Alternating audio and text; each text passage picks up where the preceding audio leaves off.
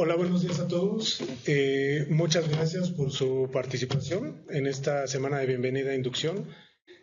Aprovechamos para saludar también a todos los colegas y compañeros en la unidad sureste, en San Cristóbal de las Casas, Chiapas, también en la unidad de Pacífico Sur, en Oaxaca, Oaxaca.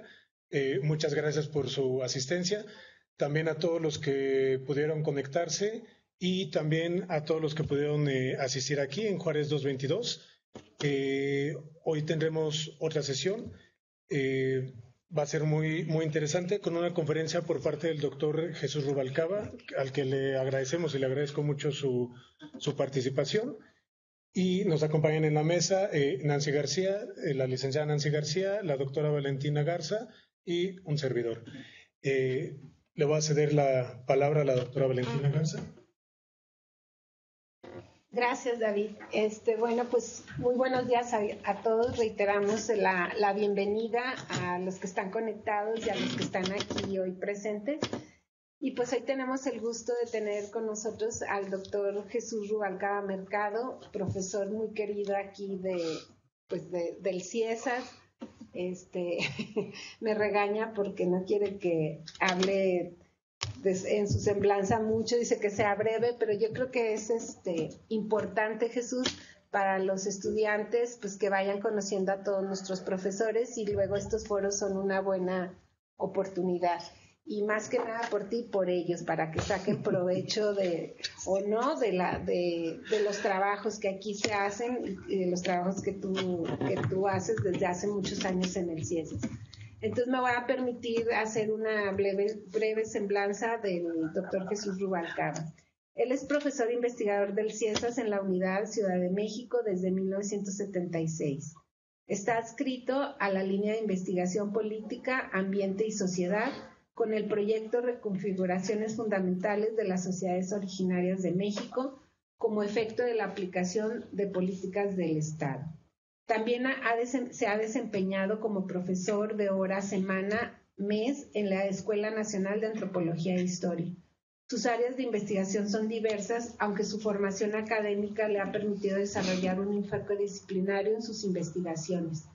Cursó la licenciatura en la Escuela Nacional de Agricultura Chapingo, donde se graduó de ingeniero agrónomo especialista en industrias agrícolas, con maestría en antropología social y doctorado en ciencias sociales de la Universidad Iberoamericana. Sus estudios se han enfocado en los problemas históricos y contemporáneos del campesinado, sus formas de producción, organización, así como los problemas sociales y técnicos que enfrentan. Su obra sobre este tema es muy amplia, la pueden consultar en la página de CIESAS o en internet.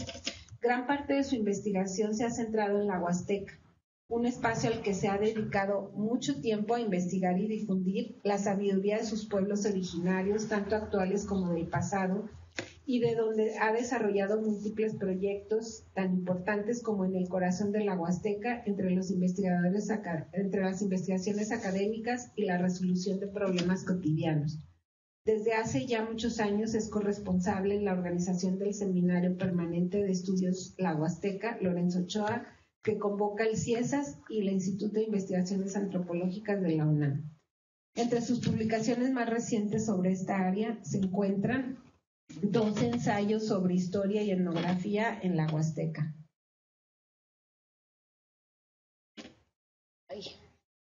Me pegó la hoja. Y el capítulo El canto y la danza en la evangelización de la Huasteca antes y ahora. Una de las líneas en las que ha trabajado y resulta de gran interés es sobre la historia y el origen de la comida, dietas y los alimentos. A este respecto podemos mencionar 3 artículos muy interesantes, como el de la comida y dietas previas en Europa y Mesoamérica durante el siglo XVI, el camote, su origen americano y su peculiar expansión por el orbe. Otro de los artículos, los sacrificios humanos y su relación con la dieta y el canibalismo azteca al momento de la conquista, y el más reciente, maíz, agaves y abejas comunes a mayas y Tenec. Otro ámbito en el que el doctor Rubalcaba ha puesto su corazón es en la formación de jóvenes investigadores por medio de la práctica profesional, tanto en campo como en archivo. por la cual ha incursionado también en las técnicas y la metodología de las ciencias sociales y la ética que debe guardarse con las poblaciones con las que se trabaja. Estas son orientaciones prácticas que ayudan a quienes inician en estas tareas. Y sobre este tema podemos mencionar su artículo Principios básicos de ética en una institución de enseñanza antropológica y su libro Ética, compromiso y metodología, el fundamento de las ciencias sociales, revisado y aumentado en el 2019, ¿no? Tiene ya 2 ediciones. Su interés en este último tema es el que nos ocupa esta mañana con la conferencia a su cargo, Ética e Investigación, la honestidad y el aprendizaje. Pues hasta aquí es una breve presentación y quien quiera conocerlo más o platicar con él, pues está en un cubículo en el edificio Juárez 87 o le pueden escribir a su correo. Bueno, pues Jesús, te dejo los micrófonos. Hola, buenos días a todo quien está conectado, quien hace posible la transmisión para llegar a tan lejanos y ahora cercanos lugares de la República, a ustedes que están aquí. Quiero agradecer a la doctora David, a Nancy, a ustedes que hacen posible esta transmisión y que realmente una maravilla. 2 precisiones. El proyecto que dijo el que estoy escrito es a la línea de en historia, pero porque ese proyecto terminó. Y la otra cosa es el título. ¿Sí? El título lo modifiqué, Ética e Investigación, pues sí, con algunos ejemplos de por qué se importa la honestidad intelectual. Después de los agradecimientos. Ay, doctora. Esta charla la organicé en 4 apartados, una anotación y 2 sugerencias para no quedar solo en la mera crítica, ¿no? Y única y exclusivamente estos apartados hablan sobre las violaciones académicas, repito, violaciones académicas, las más comunes en la práctica de la antropología, no en otras disciplinas, que no por comunes dejan de tener consecuencias graves. El primer punto se refiere a la necesaria distinción y separación entre un código y un comité de ética con un código y un comité de conducta. O sea, el CIESAS tiene un código de conducta, luego van a ver unas transparencias y mañana les van a hablar sobre el mismo, que un comité de ética y un manual que rige su composición y funciones, lo cual yo celebro y del que digo que me parece insuficiente. ¿Por qué? Porque se refiere más bien a reglas de cortesía y de paso añade un par de cuestiones, eso en 2020, sobre la conducta académica, aunque todo el peso de ese catálogo o de ese código está centrado en las otras, en las reglas de conducta. Entonces mañana la doctora Rachel Sieder les va a hablar de eso y a ella le podrán preguntar.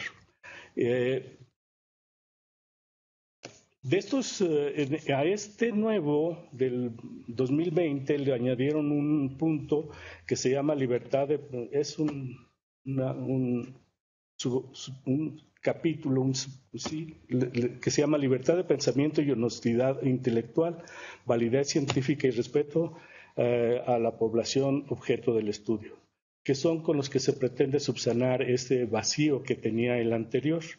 Y el más cercano al asunto de hoy dice en su numeral 13.5: me abstendré de tomar estudios, investigaciones o partes de los mismos elaborados por terceros sin el conocimiento de las y los autores o sin hacerles el reconocimiento correspondiente.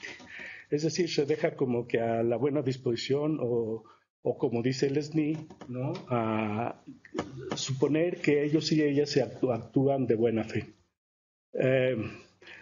Sobre la versión anterior, aunque yo creo que podría ser aplicable todavía a la actual, escribió la doctora Victoria Novello cuando se presentó al CTC la versión. Lo que yo pienso es que este comité de ética no tiene que ver con lo que los académicos estábamos tratando de proponer desde otro CTC. Que estaba entonces vigente, es cosa de servidores públicos netos, es decir, administradores, y solo habla de relaciones con el público. Es algo que se exige por la función pública, no es algo universitario que nosotros habríamos decidido. No digo que no sirva, yo también digo no es que no sirva. El Comité de Ética Administrativo, pues también hemos tenido problemas académicos administrativos, pero eso es otra cosa. Por eso es necesario separar, o sea, un código de conducta, que es donde yo agruparía a las normas de convivencia, y un código de violaciones académicas, única y exclusivamente, así de tajante. Porque si no se meten en unos embrolles como el CIAD, este centro hermano del CIESAS en el sur de Baja California Sur, donde mezclaron esos asuntos y se tornó inaplicable. Aquí también en un momento otro. Yo lo que sí les recomiendo es que lean muy bien ese código de ética, porque es lo que les va a regir a todos, a ustedes y a nosotros, a mí, durante su estancia aquí al menos, ¿no? Y si son servidores públicos, pues casi. Según mi juicio, un código de ética debe tener muy pocos principios o reglas básicas, que además deben de ser claras y contundentes, porque de otra manera la normativa pierde precisión y se vuelve inaplicable. Pero yo no voy a entrar a las cuestiones teóricas, eso lo pueden leer. Han aparecido en los últimos años muchos libros, artículos, capítulos. A veces no se les da seguimiento, a veces todo esto es claro, pero ahí lo podrán encontrar. Entonces yo no lo voy a tocar esta cuestión de la teoría porque, tiene unas sutilezas que, caray. Entonces tampoco no es porque yo diga que los aspectos de discriminación, acoso laboral o sexual, conflictos de interés, equidad de género y otros más que están plasmados en ese código, no que carezcan de importancia. Desde luego que no. No más que pues, son reglas de convivencia, de armonía con el equipo y eficacia laboral. Así pasa con este código que ahora nos rige y varios más en los que se pone la mayor atención en el ámbito específico de las reglas de convivencia. Por ejemplo, respeto a las personas, trato digno, cortesía y en menor grado a los principios éticos, como nada más ese pequeño punto que les mencioné. En pocas palabras, las normas de convivencia son, por ejemplo, las 3 máximas de los incas. No robes, no mientas, no estés de ocioso. O los 10 mandamientos del Antiguo Testamento que luego Jesús histórico resumió en 2. Y del que dice Kierkegaard, amar a tu prójimo como a ti mismo.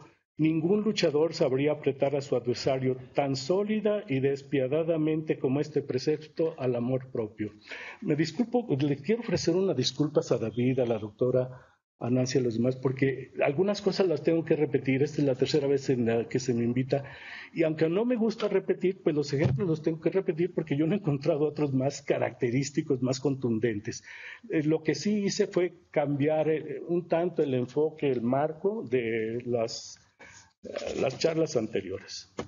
El segundo punto toca algunas cuestiones acerca de cómo se ha abordado el tema de la antropología.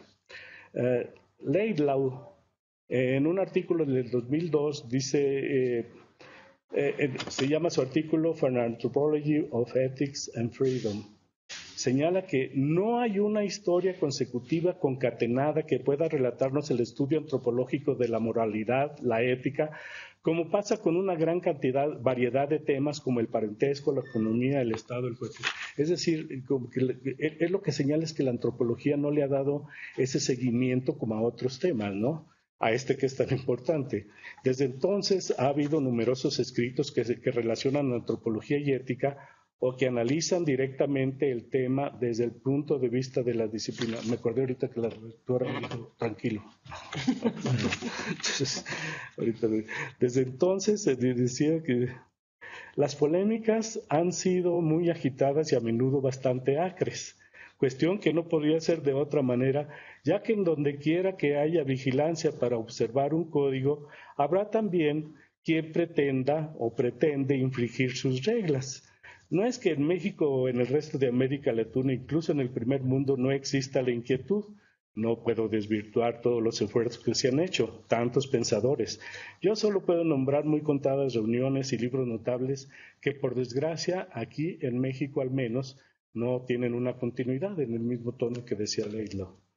Lo que sí debemos tener siempre presente es que, como escribió hace ya varias décadas un gran antropólogo brasileño, Roberto Cardoso de Oliveira, apuntaba que al hecho de que nosotros, antropólogos de países subdesarrollados, emprendemos nuestras investigaciones con un compromiso ético diferente del de los antropólogos metropolitanos, o sea, de Europa y Estados Unidos, ¿no? Él dice, paréceme que a diferencia del antropólogo metropolitano o profesional en la América Latina, tiene un otro compromiso, igualmente ético, incluso que aunque no sea siempre transparente para uno mismo o para su comunidad de pares. La participación, ese es el compromiso, en la participación en la empresa cívica de la construcción de la nación. Eso es algo que las antropologías en México, en América Latina, se distancian de las otras, no porque no aborden los mismos temas, sí, nomás que en México, si ustedes se fijan, mucha de la antropología es vamos a saber quiénes somos los mexicanos, vamos a identificarnos como mexicanos, porque yo les pregunto, ¿por qué es usted mexicano? ¿Por qué es usted mexicana? Vamos aquí a decir, yo por ahí nomás encuentro 4 cositas que más o menos nos identifican, pero eso no me voy a meter ahorita. Es claro que para la antropología el trato con el asunto de la relatividad lo mete en un embrollo, porque según el relativismo cultural, a cada cultura hay que juzgarla con sus propios valores, con sus propios términos, en sus propios términos. Sin embargo, si eso lo llevamos al extremo, lo que tendríamos que justificar de, no sé, la compra de esposa o los limitantes que se les ponen ahora, por ejemplo, en Afganistán, ¿no? Entonces, pues no, ¿verdad? O sea, no puede ser eso, no porque vamos a juzgar, no porque no nos sintamos capaces de emitir un juicio sobre esa situación, pues no, la antropología no puede hacer eso en esos casos extremos, en otros quizá. Y eso también nos llevaría a la sociedad occidental, desde luego, porque en cualquier sociedad hay situaciones aberrantes. En la sociedad occidental, ¿cuál? Considerar a las mujeres como una mercancía, por ejemplo, ¿no? Una cámara, es que, sí.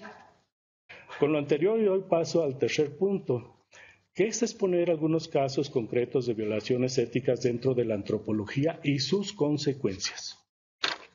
¿No?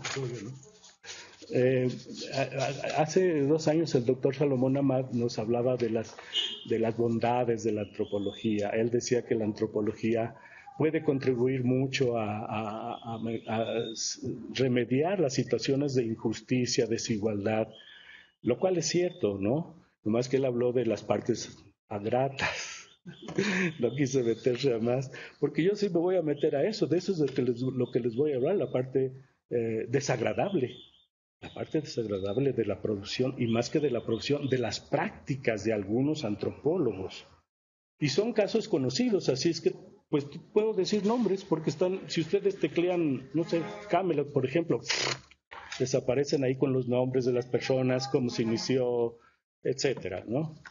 Entonces, él también decía que la antropología era como que la madre de los derechos humanos, muy por verse. Lo que sí es,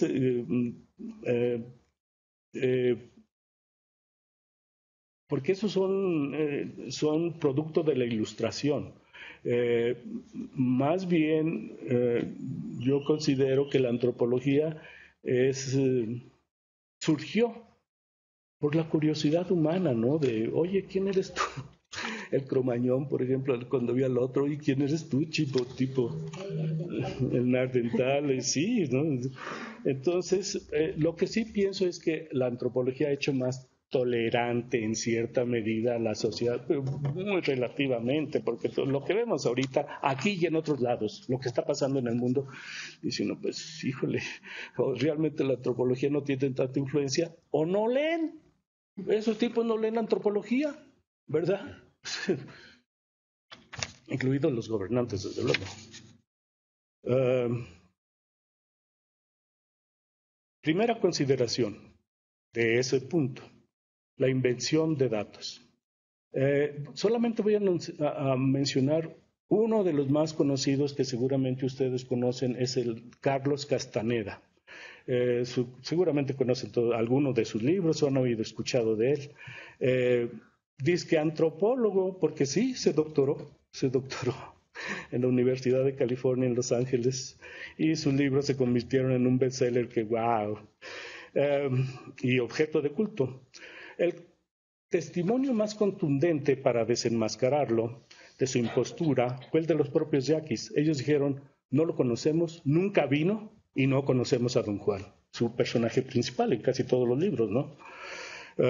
Y luego, cuando todavía dio alguna entrevista, porque no se dejaba después entrevistar, cambiaba de domicilio, de teléfono, no daba más que a las 4 o 5 cercanas y uno que otro. En 1973, el Times, este semanario, semanario, dijo en el Times, desenmascaró como falsa toda su biografía, porque no era cierto que era brasileño, era peruano, para empezar. Y sí, dejó una esposa ya y un niño que creo que no los volvió a ver, no lo sé. Otro testimonio proviene de Amy Wallace. Amy Wallace es hija de Irving Wallace, el que escribió La isla de las tres sirenas. Lo traigo a colación porque Irving Wallace, en ese libro, La isla de las tres sirenas, junto con una portada que luego vamos a ver de Amelie Nothomb, sus dos libros son los que a mí me parecen como que expresan mucho mejor lo que es un tema central de la antropología, el choque cultural. ¿Qué pienso yo cuando voy a una cultura diferente de la mía, o incluso la propia, ¿no? Allí son dos situaciones. Los dos libros son bellísimos, pero este de Amy Wallace es además muy divertido. Se llama Estupor y Temblores. Amy Wallace afirma que cuando convivió con Castaneda, lo que él hacía para engatusar no solo a mujeres, para reclutarlas a su círculo social. El libro que escribió Amy Wallace se llama Aprendiz de Bruja. No sé si está traducido al español. Yo no encontré mi copia, entonces no pude precisar más. Dice ella que también engatusaba a algunos de sus conversos que querían experimentar visiones, viajes y lograr el acceso a la realidad, esa realidad descrita en sus textos. Que lo que él hacía, dice ella, era programar un viaje a México, llevarlos a la sala tolteca del Museo Nacional de Antropología, y nada más. Obviamente no iban a Tula y menos a la zona yaqui, ¿no? Porque allá sí les prometían, vamos a conocer a Don Juan y no sé cuánto. Y ya para el entonces había inventado la religión del nahualismo tolteca. Cámara. Habría que cobrarle derechos de autor, pero bueno. Cuya prueba definitiva de la conversión en brujo era saltar a un abismo. Porque no iban a morir, se iban a transformar, ¿no? Y se llamaba transegridad. Y si él hubiera escrito como novela sus libros, wow, pues, ¿qué podría decir uno? Pues qué mal escribe o qué fantasía desbordada tiene, ¿no? Desenfrenada totalmente. Esos insectos de 25 metros y esos saltos, el traslado de Sonora a Oaxaca en una media hora, casi al instante. Y entonces nadie podría decir algo más que eso, ¿no? O sea, una imaginación desenfrenada. Sin embargo, él obtuvo el grado de doctor por la Universidad de California en Los Ángeles, ya lo dije, con una tesis que luego fue el tercer libro de su exitosa saga comercial, Viaje a Ixtlán. Es decir, sus libros se consideraban como investigaciones antropológicas con base en trabajo de campo, incluso como núcleo de una alternativa teórica antropológica. Ya desde su primer libro, Las enseñanzas de Don Juan, hubo muchos cuestionamientos y petición de pruebas y evidencias, ¿no? A lo que él, empeñado en concentrar su emporio esotérico y en el Olimpo de las ventas, nunca contestó. Quienes lo hicieron por él fueron otras personas, otros antropólogos, quienes argumentaron que a fin de cuentas no importaba tanto si lo descrito por él era realidad física o si solo ello ocurrió en su mente, porque a fin de cuentas imaginarlo o soñarlo, como él mismo admitió en una de esas primeras entrevistas, apenas era una sutileza, ¿no? La respuesta contundente a tales sandeces es, como dice Marvin Harris, preguntar a las brujas si importa o no importa esa sutileza. Por imaginarlo o haberlo soñado se podía acusar a la esposa del panadero de ser hechicera y haber ella provocado que las cosechas se perdieran para así elevar el precio del pan, o de que muriera el caballo, la vaca, el hijo, la hija o uno mismo. También se puede inquirir si la distinción entre imaginación y realidad no importa cuando sabemos ahora de la espiral de suicidios y asesinatos que cometieron varios de los acólitos de Castaneda. Y tiene todavía en México, por ahí se reúnen por el bosque de Chapultepec, no sé cada cuándo, ¿no? O simples seguidores, incluidos por sus enseñanzas, hombres y mujeres, porque recordemos que preconizaba que los chamanes o brujas no mueren, se consumen desde el interior y pasan a ese otro nivel, ¿no? Ahí están las citas, para que ahí está también plagio, no plagio, ahí están las citas.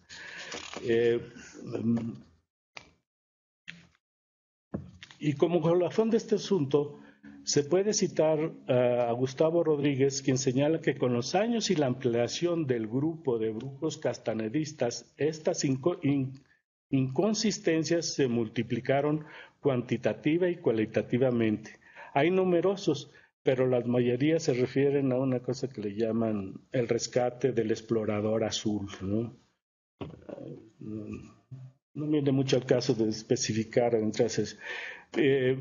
Pero hay muchos otros casos que demuestran que inventar o alterar la información importa y mucho, y que tiene consecuencias de enorme peso cuando logra trascender la mentira.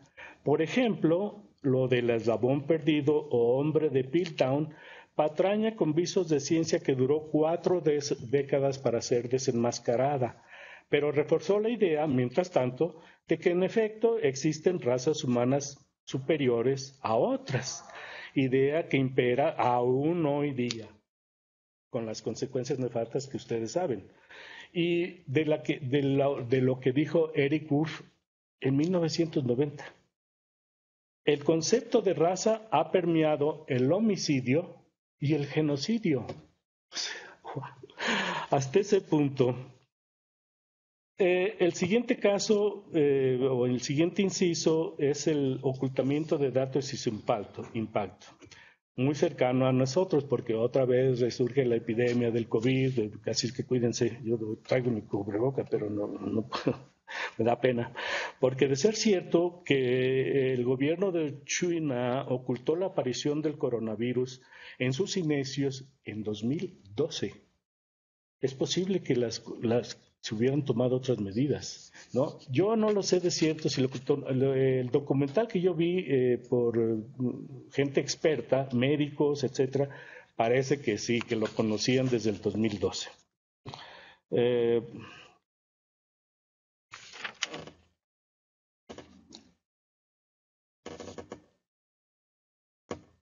Un caso frecuente y también que ahorita está en la palestra es de dónde provienen los recursos que no son gratuitos de un proyecto, que no son gratuitos ni por mero altruismo o por filantropía. Habrá mecenas, fundaciones que en efecto lo hagan, pero en general el que patrocina dice más o menos las líneas en que se van a aplicar esos recursos. Tienes dinero, hay dinero para este tema. Mete un proyecto ahí, es decir, ya están condicionando el proyecto de investigación. Aquí también, ¿no? ¿Verdad? En el CONACYT, no todas sus convocatorias son así, pero casi todas. El caso ahorita que está en la palestra por sus resultados nefastos fue el Plan Camelot, previo al golpe de Pinochet, en el que participaron sociólogos y antropólogos desde su diseño. En este año se cumplen 50 años del golpe y las preguntas que surgen son varias. ¿Por qué conmemorar tal acontecimiento? A fin de cuentas ya hace 50 años y la sociedad como la población evoluciona y a veces olvida. Otra pregunta, ¿hasta dónde se puede responsabilizar a la antropología o a las ciencias de sus consecuencias? Porque vea que se puede preguntar a la población actual chilena, incluso a los que entonces no habían nacido, si ese golpe tuvo o tiene o no consecuencias. Ahora que se conmemora lo que intitularon a 50 años de la ignominia, el mismo periodo que tiene el CIESAS de existencia, 50 años también va a cumplir este año. Lo que dice es, según datos oficiales, durante la dictadura de Pinochet, datos oficiales, el saldo fue de más de 28,000 personas torturadas, 3,227 asesinadas y unas 200,000 obligadas al exilio. Esta es una nota de la jornada de antier. Entonces, pues uno diría, pues, caramba, sí tiene consecuencias. No me voy a adentrar mucho en yo creo que ahorita pueden encontrar un montón de información sobre eso porque es el aniversario.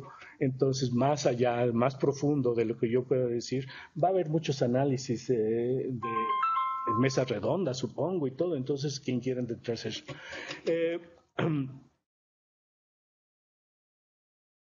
Solamente voy a mencionar algunos puntos relacionados con el tema, con la charla de hoy. El proyecto Camelot en Chile lo auspició y financió en un inicio el Departamento de Defensa de Estados Unidos, mismo que propuso un grupo de antropólogos y sociólogos, entre los cuales estaba Uno Tile, un antropólogo chileno-estadounidense que luego vino a trabajar en México en Tlaxcala. Y creo que tenía relación con el CIESAS, con el entonces CICINA. Y le pedían llevar a cabo una investigación con el fin de medir y predecir las causas de la insurgencia en Chile. Como se consideró como una forma de espionaje, luego el gobierno entonces Allende como que lo frenó o lo pararon, ¿no? Pero antes de eso, al llegar a Chile, Nutini pidió la colaboración de estudiantes en disciplinas sociales en la Universidad Católica de Chile sin explicar con claridad, aunque se lo preguntaron, de dónde provenían esos fondos, porque es posible que se hubieran dicho del Departamento de Estado, pues varios se hubieran dicho, no, pues sabes que yo no le atoro, mejor tú solito. Y en efecto, cuando se dio cuenta la universidad, dijo, nosotros no participamos. Evidente, ¿no? Es decir, él ocultó información básica a lo que obliga cualquier código de ética de la práctica antropológica. Pero esto no es único.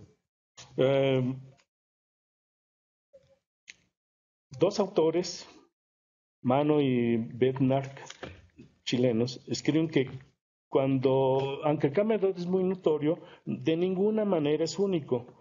Los académicos de Estados Unidos se han ocupado de proyectos desde entonces por espacio de muchos años, teniendo como únicas inhibiciones sus patrones personales de conducta. El episodio de Camelot revela patéticamente las deficiencias éticas, metodológicas y teóricas de muchos académicos que recientemente se han introducido en el campo de los estudios latinoamericanos. Y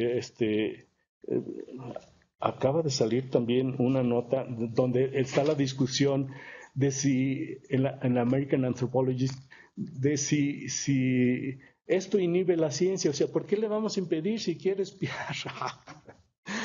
Pues, oiga, no, pues es que eso frena la ciencia, es ciencia. Sí, es como dicen el doctor Arturo Fregoso, hay ciencia mala, hay ciencia perversa y hay ciencia buena, tecnología buena. Y esa obviamente pues es una ciencia perversa, ¿verdad? Entonces, pues eso no nos interesa tanto que prospere. A ver, sí, aquí. Es que además hubo uno muy cercano al CIESAS, ese me tocó pasar, porque vino un antropólogo, no quiero mentir, no recuerdo dónde era, de alguna universidad, era antropólogo, y él vino a preguntarme si yo conocía las organizaciones campesinas y los líderes de esas organizaciones en la Huasteca cuando era lo más álgido de la represión, 1960 a 1980, él vino por ahí. Y vino, se presentó, hola, fíjese que yo estoy estudiando las organizaciones campesinas de la Huasteca. Le dije, qué padre, ¿no? Qué padre. Pero no me dijo que él lo reportaba a inteligencia del estado de Veracruz y de Hidalgo, ¿no? Eso no me lo dijo. Después me enteré yo por circunstancias que a veces dicen, wow, yo creo que sí, allí alguien ve y te dice, ¿no? Oye, fíjate quién es. Pues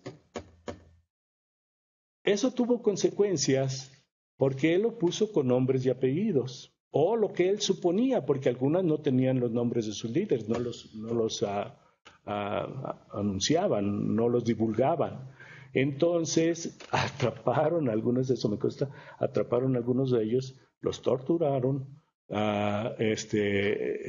los encarcelaron durante varios años, y en las comunidades, que eso fue realmente, eso sí, hay una tesis publicada en la universidad, en el Colegio de México, de la participación del ejército en esas movilizaciones, y él consultó los archivos del ejército. Entonces, no, pues terrible. Y mucha de esa información la pudo consultar décadas después otra persona, no ese sinvergüenza. Pero eso tuvo consecuencias feas, ¿no? Ahí están descritas en esta tesis del Colegio de México. La tercera cuestión, el plagio. El plagio, por desgracia, se ha convertido como que en un deporte practicado con asiduidad a lo largo de la construcción de la historia académica. Algunos casos han sido escandalosos por el descaro y cinismo de los plagiarios, otros más sutiles, pero todos igualmente deplorables. No se trata de hacer una denuncia, sino de abonar en el esclarecimiento sobre la autoría original y, bueno, pues sí, también de balconear a algunos de esos sinvergüenzas, ¿verdad? Pero no por ser tan común el plagio deje de ser algo deleznable. Me gustaría leer dos párrafos, nomás que no encontré la página, pero la tengo ahí. Nada más lo voy a señalar, de Miranda Montesinos, se llama Plagio y Ética su texto. Por aquí lo tengo. Sí. Se llama... Oye, ¿dónde estás? Está en la red, ustedes ponen Plagio y Ética Montesinos, aquí está. Se llama Plagio y Ética de la Investigación Científica. Está escrito en el 13. Sí, 2013. Él, en sus dos párrafos iniciales, dice algo como, pone dos ejemplos. al que era el político más importante en Alemania un par de años antes, Schmidt. No quiero mentir con los apellidos porque ahorita no lo tengo ahí. Dice, está aquí, mire. Aquí. Aquí. Aquí. Karl Theodor era el secretario de defensa de Alemania y descubrieron que plagió su tesis, y lo voy a decir, que plagió una parte de su tesis, algo como el 40%, algo así, y lo quitaron. Era un político muy prometedor allí en Alemania, y como plagió 40% de su tesis, va para afuera. Y pone otro ejemplo de Schmidt en Hungría, que entonces era presidente de Hungría. Ese plagió como que 25 o 26%, no recuerdo cuánto, y también va para afuera. Y lo echaron, o sea, lo hicieron dimitir. Presidente y secretario de defensa, caramba. Y luego tiene en otro párrafo, este mismo Montesinos, dice, hicimos como que encuestas en diferentes países y una de ellas se hizo aquí en México. Y dice, ¿cuáles de México, cuáles son las violaciones más comunes en el medio académico? Pues uno, el plagio. La otra, falta de rigor. Y la tercera, la displicencia o algo así. Pero ahí está en ese artículo que les recomiendo lo lean, es muy interesante, porque él sí se dedica a las cuestiones teóricas, algunas diferencias más sutiles entre lo que es plagio no intencionado, yo creo que no existe, pero él lo explica ahí muy bien. La tercera cuestión, decía que no por común el plagio deja de ser deslenable. Yo voy aquí, y esto sí, también esto lo añadí, algunos de la Huasteca, porque uno es el de Eduardo Fages y José Soto, Eduardo Fages y José Soto, Manuel Fernando Soto. El primero, el de Eduardo Fages, se llama Noticias Estadísticas sobre el Departamento de Tuxpan.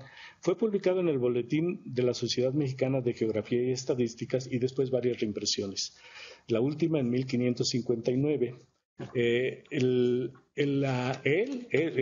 Fages lo publicó en 1854. Manuel Fernando Soto, su librito, porque él sí lo publicó como un librito, se llama Noticias Estadísticas de la Huasteca y de una parte de la Sierra Alta formadas, fíjense lo que él puso en el título, formadas en el año de 1853, aunque fue publicado en 1869.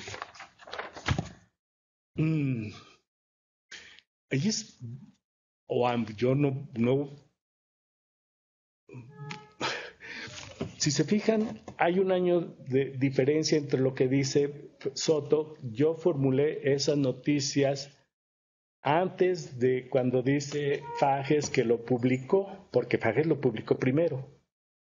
Él lo dice, yo lo formé antes, aunque se publicó casi 10 años después, o más, ¿no? Sí, pero yo las formé antes. Y se han metido a investigar, yo dije, ay, no. No, ¿para qué tanto? Y no, ¿verdad? O sea, muy difícil, porque lo que sí me quedó claro es que publicar con anterioridad un trabajo que el autor real lo haga, eso no es señal de que el otro plagió. Es decir, no es contundencia de que el que publicó primero no plagió. Ahorita vamos a ver otro caso también. Pero eso es evidente, ¿no?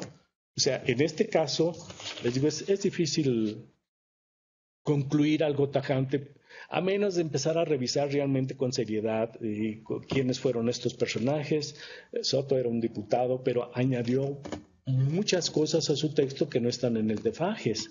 Eso da idea como que, bueno, pues se parece más original. El otro publicó primero y lo reimprimió varias veces. A ese nada más para señalar que el hecho de publicar primero no necesariamente es señal de que no plagió. Hay otro caso de Marcelo Alejandre y el bachiller Tapia Centeno. Nada más lo voy a esbozar también, ¿no? Está bien comprobado que Marcelo Alejandre agarró el vocabulario del bachiller de Tapia Centeno, que publicó Tapia Centeno 1767, y Alejandre a fines del siglo de 1890 y después en el siglo XX, era un nativo de Zulama que dice en su texto, sí, agarre unos cachitos de lo del bachiller, pero a ese sí lo han estudiado más, y dice Montejano y Aguiñada, que es un estudioso de la Huasteca. De las 179 páginas de la cartilla, es decir, el texto de Marcelo Alejandre, no son de Alejandre, 157 no son de Alejandre, 40 son plagio del libro de Tapia Centeno y 117 de Asiain. De las 22 restantes, 2 están en blanco, 2 son la conclusión y una de índice y 3 de erratas. Es decir, prácticamente casi todo el libro, ¿no? Ese está bien probado también, y ese sí es definitivo porque están los 2 libros publicados, ¿no? Desde la primera edición de Tapia Centeno y luego después otra reimpresión que hizo la UNAM y también el de Alejandre. Otro más. En 2010, 2 autores en la Huasteca publicaron en el año 2000, el texto recetario de la Huasteca hidalguense que les publicó Conaculta, Culturas Populares, en la colección Cocina Indígena y Popular. Ahí tomaron entre 12 y 15 páginas de un texto que escribimos Juan Manuel Pérez Ceballos y yo, textual, incluso los errores, incluso los errores, ¿no? Y cuando yo le dije a la editora, oye, fíjate que no, es que los editores le quitaron, porque como son de divulgación, pues, ¿para qué rellenar? Dije, qué raro, porque en alguna, le dije, para mí esto resulta poco creíble, ya que en varias de las recetas aparece la nota. Esta receta fue tomada del libro tal. Ya, caray. Pero en fin, ¿no? Y uno feo, ahora, también. Es el caso de una exbecaria del CIESAS, estudiante de la escuela, que hizo aquí su tesis, y un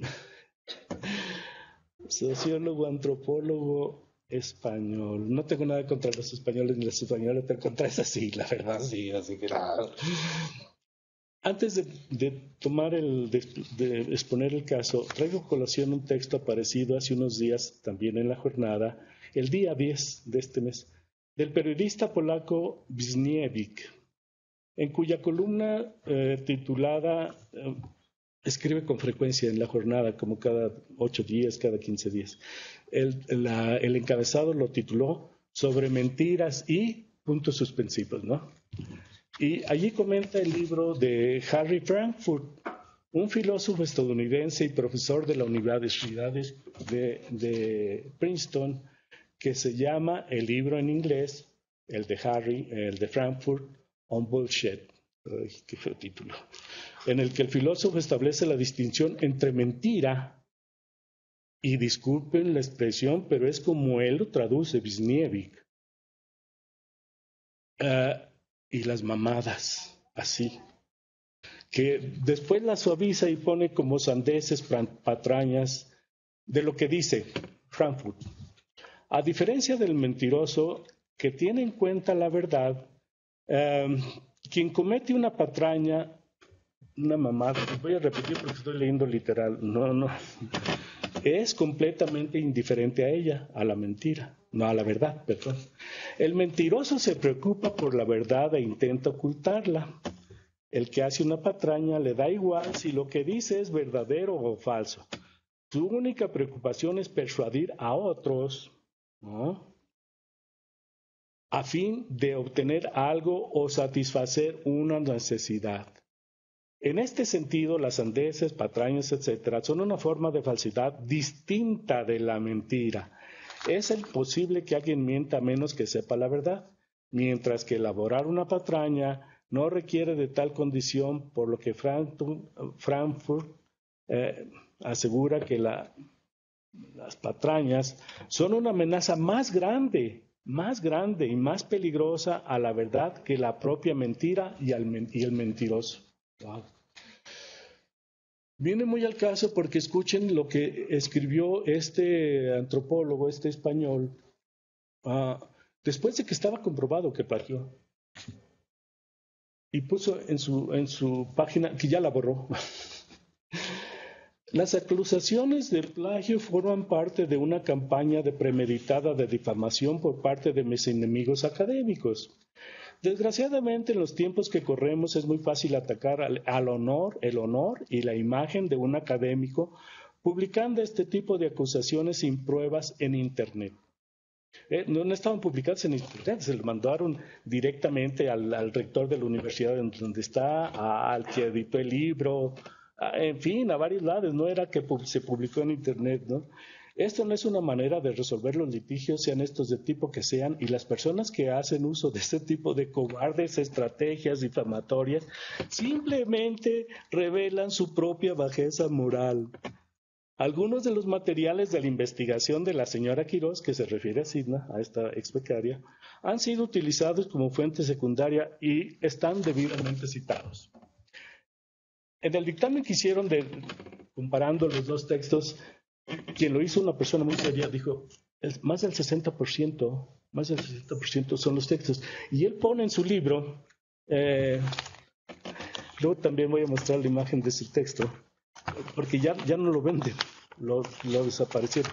Puso que incluso el trabajo de campo, las mismas fechas de las que había puesto, es una calca, y algunas anotaciones porque él había escrito un articulito previamente. En ese momento,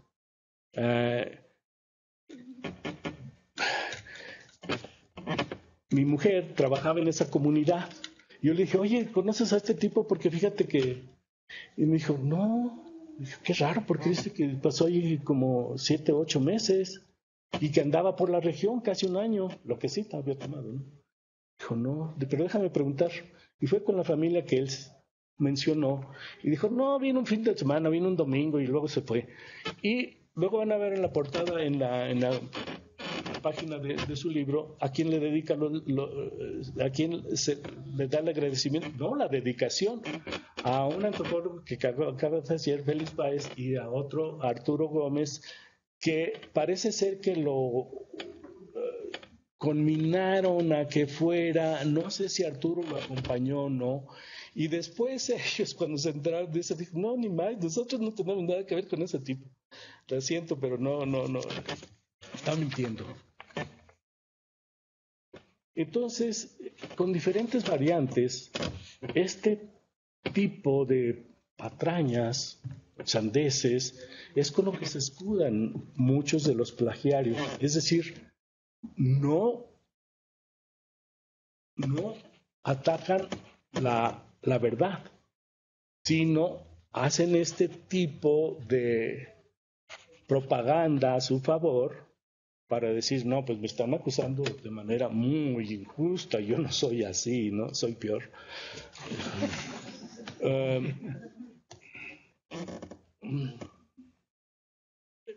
Y también conozco, porque sí he estado ligado a la escuela de antropología varios años, una tesis que me mandaron a fines del año pasado, copia íntegra de otras cosas, ¿no? De la red, mucho de la red, entonces, por favor. Pero bueno, también quiero mencionar una discípula de Castaneda que trató de doctorarse igual también en la Universidad de California en Los Ángeles, con un texto que plagió tal cual, así completito, del libro de Héctor Bioca, que se llama La historia de una niña blanca raptada por indios amazónicos. Es una historia apasionante, muy, muy linda. A esta chica, por fortuna, la agarraron de 11 años y vivió 20 años ahí, pero ella nunca olvidó que era cristiana y que era blanca. Tuvo hijos, se casó, tuvo 2, y como no olvidaba eso, regresó, se escapó con sus hijos por Brasil, ella era peruana, se escapó y llegó a una misión, ahí donde conoció a Héctor Bioca. Le relató, él dice, pues ella me relató. Parece ser que uno de los frailes, de los misioneros, le dijo, oye, aquí hay una mujer, a lo mejor te interesa, y ella le relató. Y esta mujer, esta discípula de Castaneda, agarró el texto tal cual y lo presentó y dijo, wow. Y Castaneda le hizo el prólogo, salud. Le hizo el prólogo y dice él, esta es una nueva forma de hacer antropología, es un nuevo paradigma, vean. Eso está. No, por favor. Mejor estudio matemáticas, ¿le parece? Pero cuando la universidad se dio cuenta, porque pues ya tenían el antecedente el otro, dijo, no, pues no te vamos a otorgar el grado. No sé si ella desistió o ellos le dijeron, pues no te puedes presentar. Después se publicó ese relato y acusaron a Bioca de que él había usado, no plagiado, sino usado a esta mujer, a Elena Valero, pero no, él dijo, no, pues ella me lo relató. No. Pero esta lo quiso hacer no. Y cuando en la Universidad de California se dieron cuenta de que esta discípula de Castaneda había plagiado íntegro ese texto, lo retiraron y dijeron, ¿saben qué? Ahí muere, porque Castaneda en su testamento dijo que una parte del dinero iba directamente al departamento de antropología donde él se graduó, donde le dieron el título. Entonces dijeron, ¿saben qué? Ahí déjenlo ya. Tranquilos. Entonces ya no lo movieron nada, ¿no? Pero si no le permitieron titularse a ella. Entonces, regreso al caso de Sidna y pues Ulloa, ¿verdad? Porque está también publicado. Ella presentó una tesis que también luego vamos a ver la portada. Y cuando estaba haciendo su investigación con trabajo de campo, archivo, etcétera, escogió a una directora y le pasó el borrador a su directora para que lo revisara y poderlo presentar a la escuela. Esta mujer, pues eso también con una falta de ética. Antier decía el doctor Lizama, hay que compartir los datos. Sí, los míos, si yo quiero, los puedo compartir, pero no los de ella si no me da autorización. Esta mujer, sin preguntar nada, a ese español, a lo mejor era muy seductor, yo ni lo conozco, no sé, le pasa el borrador, sin decirle así, sin nada, ahí está.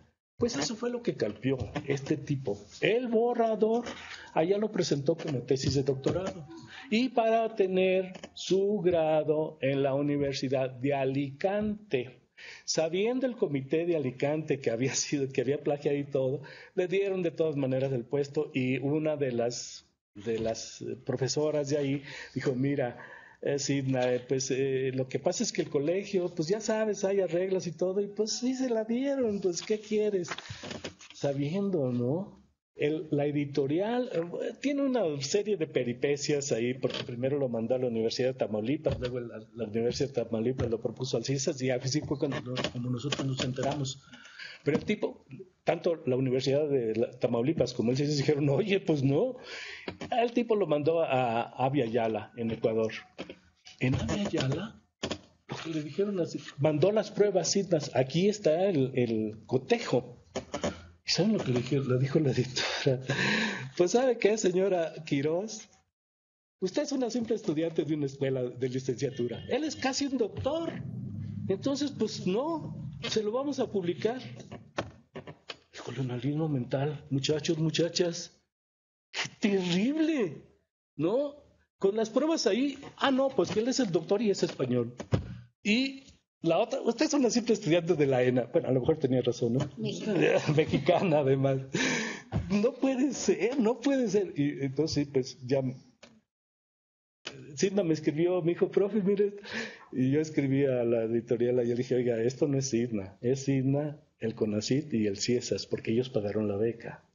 Y ahí están las pruebas contundentes. Entonces dijeron, no, mejor no nos metamos porque en efecto el CIESAS, a lo mejor el CIESAS no, el CONACYT tampoco, a lo mejor ese profesor va a ser la de todos, ¿no? Y retiraron la publicación, pero él no se conformó.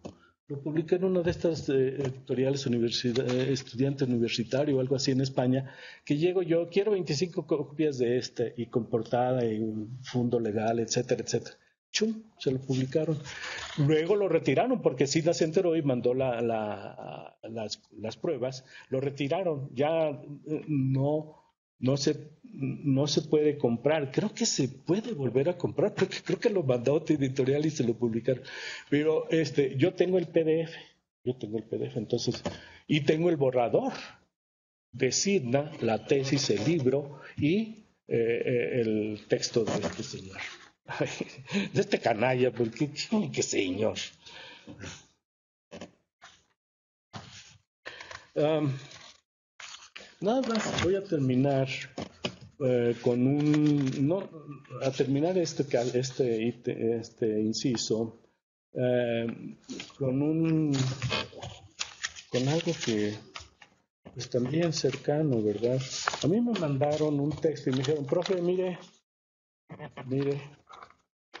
es un texto, es un artículo de un libro, ¿no? De una revista, perdón. Son un artículo de 26, 27 cuartillas, no recuerdo. El 60% está así. Lo que está en oscuro y en amarillo. Lo verde es original, ¿no? Más o menos. Así está todo el texto. 60%. Y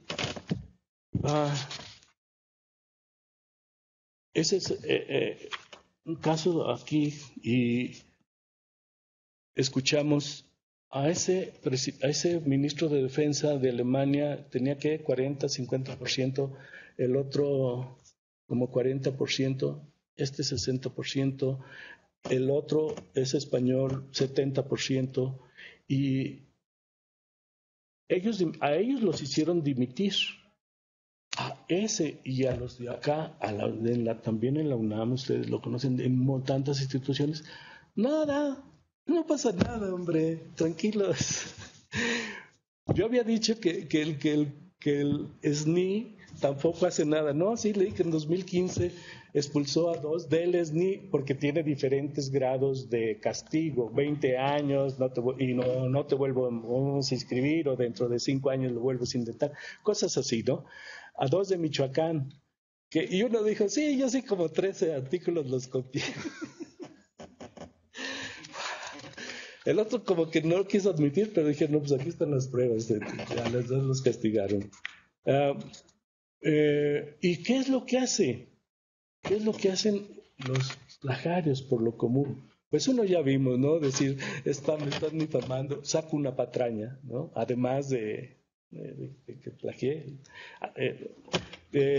Cuando se tienen más evidencias, otra de los recursos comunes es solicitar auxilio, como ahí lo hizo en público, el respaldo de otras personas por algún medio. Entonces se redacta una carta a mi favor y les digo, ¿verdad que yo no soy así? Por favor, firmen esta carta. Y la gente la firma. ¿Por qué no? No ven. Oye, ¿es cierto o no es cierto? Pues lo vamos a analizar. Si es cierto y es mi amigo, pues no lo firmo, ¿verdad? Para no perjudicarlo tampoco. Pero si veo que es falso o que hay dudas razonables, pues entonces sí lo firmo. Esa es una de las formas de hacer una patraña, digamos, ¿no? Que es diferente al negar, porque normalmente lo niega, esa es la primera instancia, ¿no? Yo no fui, yo no. Y luego también culpar al editor, como vimos en ese caso. Fue el editor, le quitó las notas, porque ¿para qué tanto? Sin embargo, si yo lo firmo, pues tengo la obligación de revisar, ¿no? O sea, oye, porque mi ayudante de investigación, ¿no? Yo no tengo, aquí en el CISAS no se permite. Te encargo que me ayudes a un artículo. Y él, en efecto, saca por ahí algunos textos, los copia y no los entrecomilla. Pues mi obligación es sí, revisarlo y ver, ¿no? Porque yo lo voy a firmar. A lo mejor junto con él, a lo mejor con ella, lo que sea, pero es la obligación, ¿no? Y algunas instituciones no tenemos facultades, no nos corresponde, o tratan de difamar a nuestros investigadores. No, no es cierto. Es que otros, así como dijo ese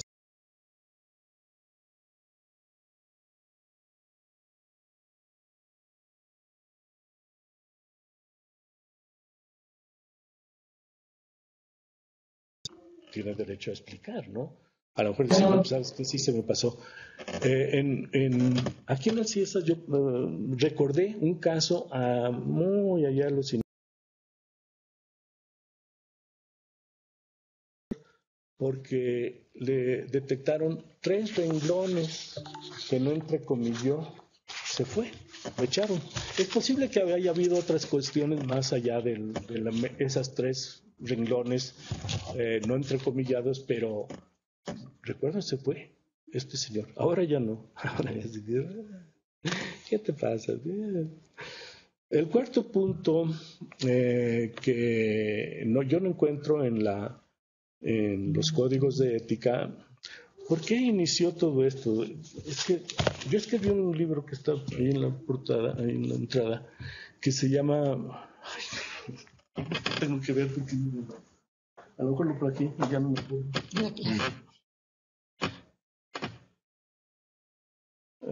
Ética, compromiso y metodología. Y escribí un capítulo diciendo, pues sí, las ciencias sociales tenemos un compromiso con la sociedad, nada más. Entonces, pues además de esa responsabilidad, como mencionó Cardoso de Oliveira, tenemos que guardar una compostura ética, ¿no? Eso fue lo que yo escribí nada más. El resto es metodología, cómo hacer un proyecto de tesis, cómo hacer un proyecto de investigación, cómo obtener datos de campo, cómo catalogarlos, cómo escribir la redacción final, cosas así. Y de ahí pensaron que yo sabía de ética, lo cual no es cierto, y me pidieron, oiga, pues elabora un código de ética para el CIESAS. Y lo puse, y dijeron, no, ¿qué te pasa? Y luego le dijeron, bueno, pero es que tú solito obviamente no tienes la capacidad, pero vamos a poner 2 más. Y 2 no eran ayudantes, eran investigadoras. Y empezaron a meter cosas de bioética, de acoso sexual.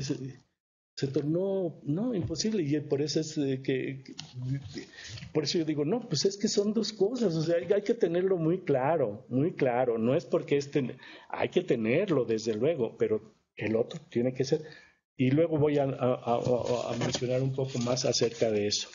Entonces eso fue, y luego pensaron que, bueno, pues cuando hay algo de ética, díganle a Rubalcaba. Pues aquí hay más, aquí hay como 4 o 5 que escriben sobre ética y otros diferentes puntos. Entonces decía que el cuarto punto, en cuanto a relaciones a la ética, es lo que yo llamo el académico baquetón. Hombres, mujeres, estudiantes, profesores, académicos, administrativos, académico baquetón. ¿Qué quiere decir esto? Pues los que nadan de muertito, ¿verdad? Escribí un artículo hace 5 años, entonces, no quiero decir que escribir sea la única forma de ser un buen investigador. Aquí hubo un investigador que, a pesar de que sabía un montón, escribió poco. Un par de libros, unos artículos, muy buenos, por cierto, los artículos, pero que organizaba, yo no sé, 60 mesas redondas, seminarios, conferencias, ponencias, más de 60 al año. Es decir, 2 o 3 a la semana. ¡Qué bárbaro! Y además de lo más variado y con los más... pues eso no entraría ahí, ¿verdad? No escribió, pero no estoy diciendo eso. O sea, baquetón el que... tranquilo. Y Voy a tocar ya 2 puntos para cerrar una, que son propuestas. Son propuestas para decir, no, pues nomás hizo pura crítica a su institución. Yo la quiero mucho. Pues sí, imagínense yo que, no sé, ¿cuánto dijo usted? 1976. Casi ya estás por favor. No luego ponerle uno... ¿No le digo? ¿No les digo? Ya tantos años. Bueno, entonces no es para quedarme en la sola crítica, ¿no? Yo las 2 propuestas que tendría para la institución. Primero, separar el código de ética del código de conducta. Ética académica, porque el comité que rige aquí se llama Comité de Ética. Pero ahorita van a ver de qué, aparte de esas que les leí. Entonces, esa es una. O sea, un comité de ética tajante, claro, breve, sin mezclar cosas laborales, sin mezclar asuntos de derechos humanos, sin meter cuestiones de discriminación, etcétera, reglas de convivencia. Porque aquí, yo puedo denunciar a David porque, ay, me viste feo, ¿no? O sea, puedes poner una queja, pero lo otro no. Entonces, ponerlo muy clarito, ¿verdad? O sea, está nuestro código de conducta, que bien, hay que quitar, añadir o lo que sea, y está este otro, que no debe de tomarse como algo definitivo, ni acabado, ni mucho menos, sino que revisión, discusión, modificaciones, etcétera. Ese es uno. La otra, que no les va a venir nada bien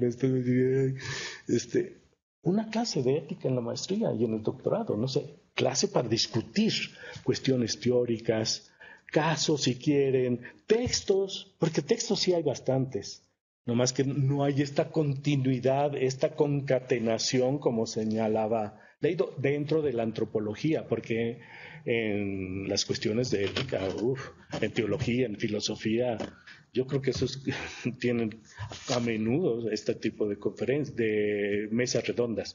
Es decir, una clase en la que se discuta y que expresen también los alumnos, las alumnas, como, por ejemplo, oigan compañeros, compañeras, si yo cito una página del internet y ya la quitaron, ¿es un plagio o no es un plagio? Si yo si yo escribí este artículo hace 5 años y me lo quieren publicar de nueva cuenta, pues tomo las primeras partes. ¿Eso es autoplagio o no es autoplagio? Cosas de este tipo. Yo tengo varias respuestas. Obviamente, si yo publico un texto, tomo partes de un texto previo en el que yo encuentro que no lo puedo expresar mejor y digo tal cual, esto lo tomo pues no es un plagio. Plagio en ese caso sería, ¿cómo pasa? Le cambio 2 palabras al título, 3, lo pongo otro título y publico casi textualmente ese mismo artículo. Eso sí es un plagio.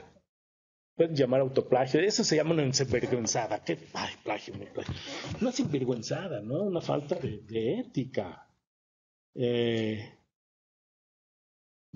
lo de las páginas de la red, pues hay muchas formas, pero pues hay que citarlas también, tampoco cuesta nada, ¿no? Y una recomendación para evitar después, híjole, ¿de dónde lo agarré ese texto? En el momento en que están leyendo, en el momento en que están sacando una cita textual, sea del archivo, sea de los libros, sea de lo que sea, si es textual, pues citarlo textual con los errores como hicieron ellos, nada más que sin comillas. Inmediatamente. Autor o apellido, año y página. Y inmediatamente también tomar la ficha completa de ese ejemplar. Porque si ustedes están citando Sagún tiene, yo no sé, 20 ediciones diferentes, ¿no? Incluso en la misma editorial en diferente año, y si se fijan cambia en donde está ese mismo texto. Puede cambiar una página o algo así, ¿no? Entonces, Por eso, hacerlo de inmediato, eso les va a ahorrar mucho tiempo y sin sabores. Si sus lectores se ponen a revisar, oye, fíjate que esta edición de Sahagún, tú estás citando el año 98 y no, ahí no está. Chin, ¿de cuál edición lo agarré? ¿De cuál? A lo mejor de la de 85. Y no está aquí, caramba. Bueno, con eso termino, creo, doctor. Pues muchas gracias. Perdón, nada más un punto más sobre el comité de ética. Yo pienso debe ser como de 5 personas, 3 hombres, 3 mujeres, 2 hombres, y a la inversa, rotativos, para no dejar casos ahí nada más y volver a empezar de nuevo, sino ya algo de experiencia, rotativos, sin remuneración, sin puntos, sin autónoma, con presupuesto propio, rotativa y con gente honorable, porque eso también influye mucho. Depende de quién está en ese comité, es también cómo funciona ese comité o no funciona, ¿no? Y eso se ha visto, por ejemplo, en la American Anthropologist, cuando estuvieron Eric Wolf, Salins, Cámara, muy bien. Y sí, qué bueno que me recuerda, David. Les voy a mostrar rápidamente algunas de las, por favor. Alejandra. Sí, por favor, Ale. Son nada más como la 1. Mire, qué bonita portada, ese es el código de conducta del CIESAS, ¿no? ¿Lo puedes reducir un poco, porfa, Ale? Ándele, dime. Elegante, sobrio y bonito, ¿no? Ahora hay que ver el contenido, léanlo, porque esa es la siguiente, porfa. Vean lo que nos manda normalmente ese comité de ética. ¿No? Pues ahí lo pueden leer. Pase la siguiente, por favor, Alejandra. Proteger el patrimonio colectivo. Infografía.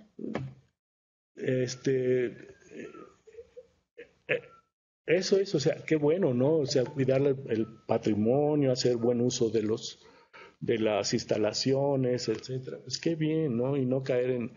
Pero pues ustedes saben, o sea, esto es más para servidores públicos, ¿no? Adelante. Y luego...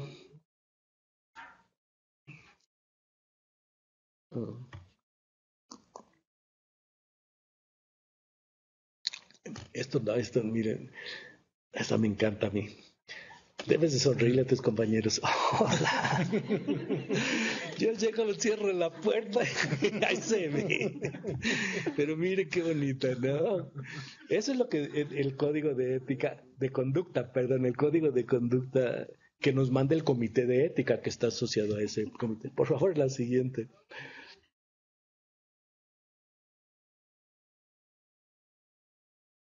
Ajá, ese de Ullan, sí.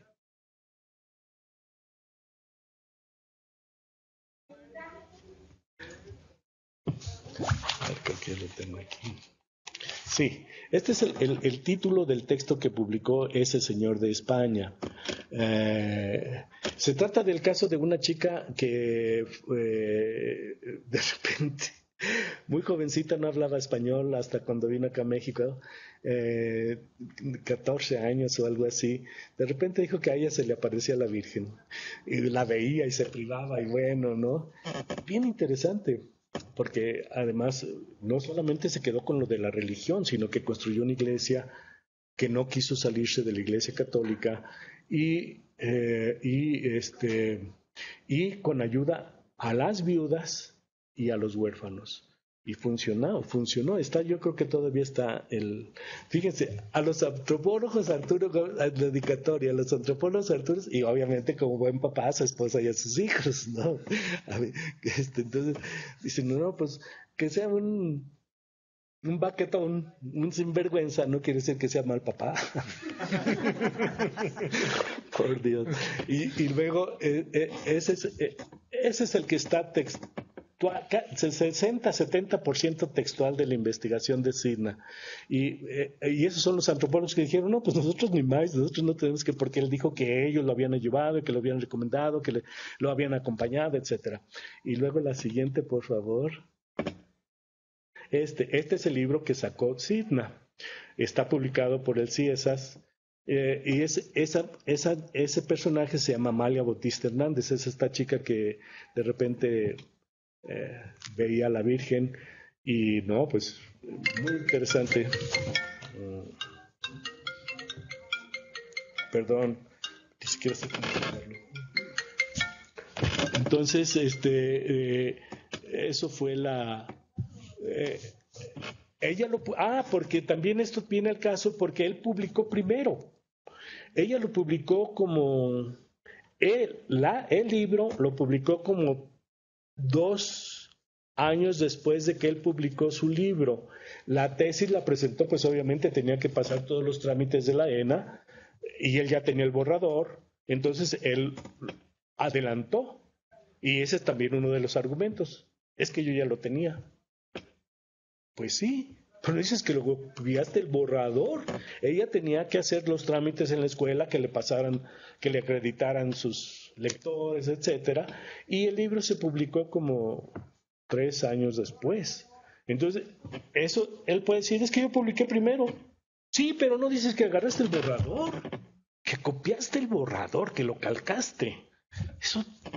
No, por eso decía hace rato que el hecho de publicar primero no implica, no necesariamente es evade el que haya sido plagiado. La siguiente, por favor, sí. Y este es el del libro de Juan Manuel y yo que publicamos en 2008, creo. Y luego está publicado por el CIESAS, nomás que creo que ya no se encuentra, no sé. Creo que ya no. Y luego la siguiente, porfa. Y este es el libro que publicaron esos 2 investigadores. Ese sí se puede encontrar porque lo han reeditado, porque las recetas son sabrosísimas, ¿eh? Eso no son así de wow, medio complicadas, pero esos, por ejemplo, esos bocoles o que se queda uno cámara. Muy, muy ricas, ¿no es cierto, Gaby? Entonces, ese es el libro del que se tomó, ese se puede encontrar. Y luego las siguientes, este es con respecto a... Este es el libro que les digo que es hermoso para... Flaquito, es de, no sé, 100 páginas. También hay una versión en internet. Así, digo, no tiene la edición esta, pero es una versión como para internet, así, quien lo quiera bajar. Muy lindo, para esta cuestión, y además muy divertido. Sí, son 100 páginas, 110 páginas, sí. Rapidísimo, te la lees en 3 sentadas o algo así, porque además bueno, a mí me atrapó así de seguida. Es una chica que era hija de embajadores de Bélgica y creció se fue chiquita, la llevaron chiquita a Japón, ¿no? Y ese sí que es así como de, bueno, cualquiera, ¿no? Pero ese es así como culturas de Occidente, culturas de Oriente, significado de valores, jerarquías, etcétera. Y miren cómo se llama, estupor y temblores. Estupor, ¿no? Como veían los prehispánicos al emperador, ni siquiera lo veían los ojos, lo veían con estupor. Y seguramente no solamente temblores, sino pobres, porque que veían.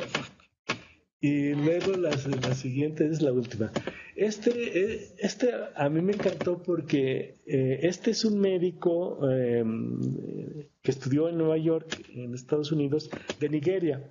Y fíjense cómo se llama, Cada día es de ladrón. También es un libro así flaquito, muy flaquito. Y en este libro él describe que él quería conocer, porque vino muy chico a Nueva York, ahí estudió medicina, y dijo, no, yo quiero conocer mi país, mis ancestros, ¿no?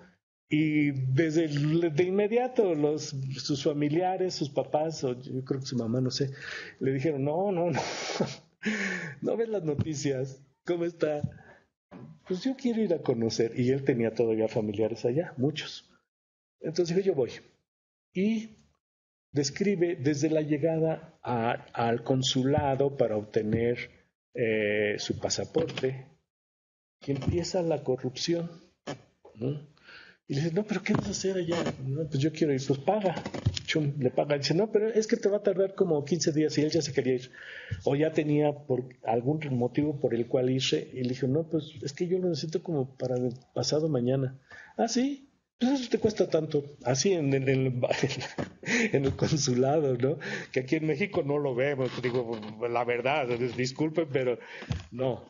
Entonces, llega allá y lo mismo. Desde la entrada al aeropuerto, desde la salida del aeropuerto. ¿Quieres? Paga. ¿Quieres pasar? Paga. Y llega con su familia, pues paga. Sí paga. Entonces llega con su familia y la familia le empieza a decir, oye, era médico y creo que tenía alguna cosa con la sociología. Entonces le dijo, no, es que yo quiero conocer el país. Ni se te ocurra, porque allí en ese puente te van a matar, te van a secuestrar, te van a robar. ¿Y qué ir al mercado? ¿Qué te pasa? Nosotros vamos contigo. Y lo llevaban en el carro.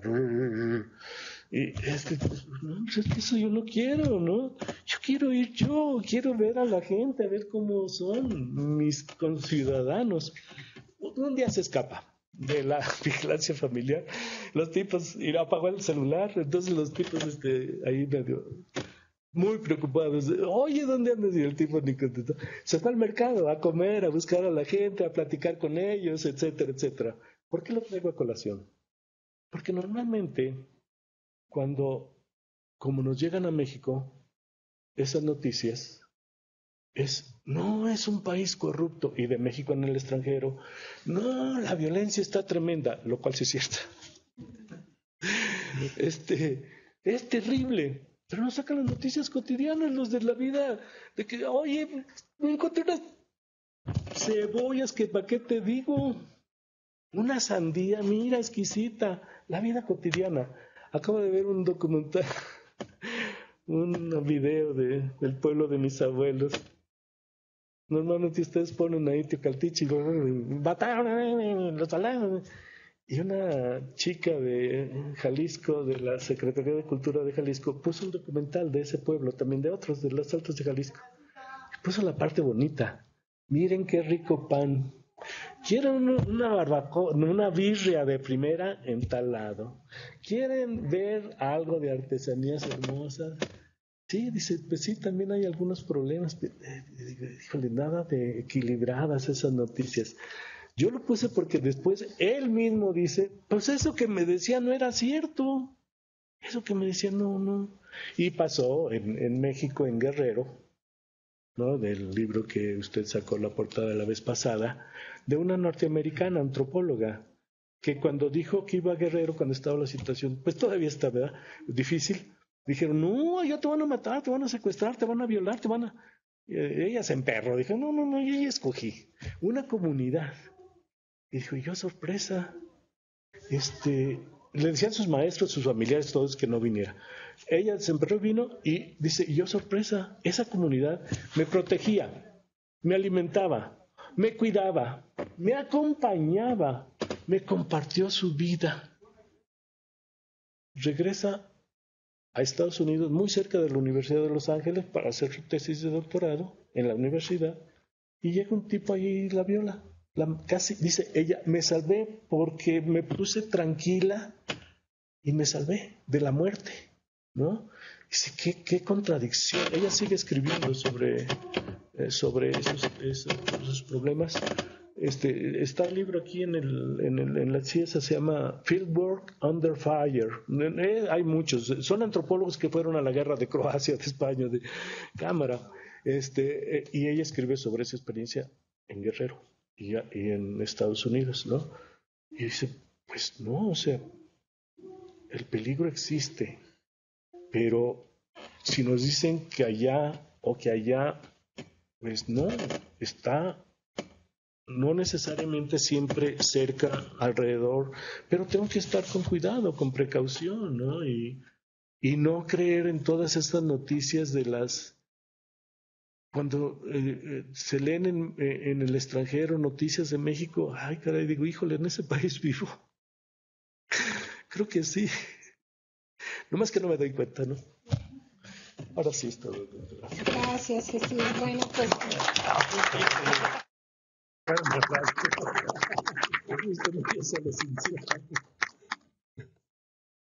David, si quieres dar la palabra. Sí, lo primero, muchas gracias por la conferencia, de verdad.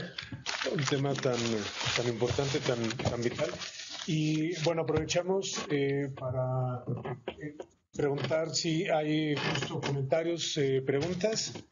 Aquí tenemos uno en la sala y vamos a continuar con todos los que también están conectados aquí en la sala. Hola, buenos días a todos. Buenos días. Son 2 puntos. Primero, todo salió ahorita por lo que comentábamos. Uno es con respecto a la cuestión del plagio, el plagio académico.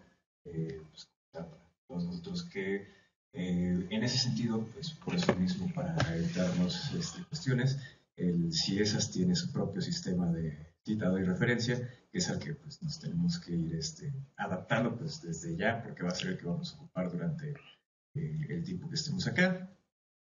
Y por otra parte, con respecto a lo de los financiamientos que mencionaba en un comienzo, me saltó los códigos de conducta, los códigos de ética, muchas veces vienen de cada institución, ¿no? Y pueden llegar a tener diferencias entre unos y otros. Digamos, en la práctica antropológica más en general, aunque esperemos muchos de nosotros nos dediquemos a la investigación académica o al área que nos interese, hay quienes se van a las cuestiones de activismo o trabajan para empresas particulares del más variado tipo, ¿no? He conocido antropólogos que se van a trabajar para las mineras, que se van a trabajar para megaproyectos, y entonces de ahí me surge, ¿qué considera usted que podrían ser como puntos a considerar no de la ética académica del antropólogo, sino de un papel ético como antropólogos en sí, ¿no? En los distintos campos, porque incluso en algún momento yo estaba en busca de un trabajo fuera de academia, nos dijeron, ok, ahora sí una pregunta para quienes quieren ingresar es, ¿tienes problemas para trabajar para Coca-Cola, para Nestlé, para XY empresas? Porque son para las empresas para quienes trabajamos y quienes reciben la información que nosotros generamos, tus diarios de campo, lo que haces, eso se va para ellos, ¿no? Entonces, vale, no, nos vemos luego, ¿verdad? Pero al final de cuentas es algo muy cotidiano para todos los que nos encontramos acá y que es algo a lo que puede que nos enfrentemos. ¿Más preguntas? Sí, podemos.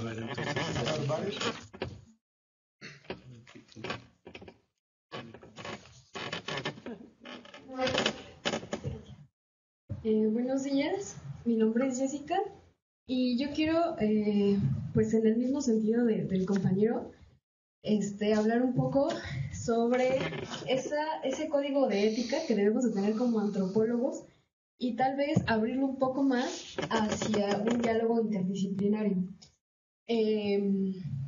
Yo estuve trabajando para la función pública, entonces ahí nos obligaron a hacer cosas que nosotros no queríamos hacer y yo por eso dejé de trabajar ahí, ¿no?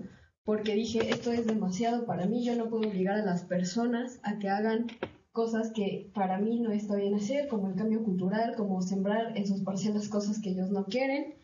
Entonces me junté con un grupo de compañeros, un psicólogo, una socióloga, una trabajadora social, y entre todos platicábamos sobre las implicaciones que esto tenía en nosotros mismos, ¿no? Cómo íbamos a campo a decir cosas que nosotros no queríamos decir y a final de cuentas todos o la mayoría terminamos por salirnos de ese trabajo y pues sí nos gustaría como encontrar un espacio en donde hablar de esta situación. Y por otro lado, sobre el tema del plagio, pues también comentar que a veces hay situaciones en las que nuestros profesores, por ejemplo, con los controles de lectura, con los trabajos que entregamos, se aprovechan y hacen publicaciones a partir de esto, ¿no? Y uno como estudiante no tiene la posibilidad de decir nada. Conozco 2 casos muy específicos de la universidad en donde estudié y a mí no me pasó, pero así a mis compañeros, en donde ellos hicieron trabajo de campo, hicieron trabajos finales y su profesor los tomó y los presentó y los publicó en una revista, ¿no? Entonces también, ¿cómo pues poder hacer algo como estudiantes desde este punto? Gracias. Muchas gracias. Sí, me parece que tenemos una pregunta en Sureste.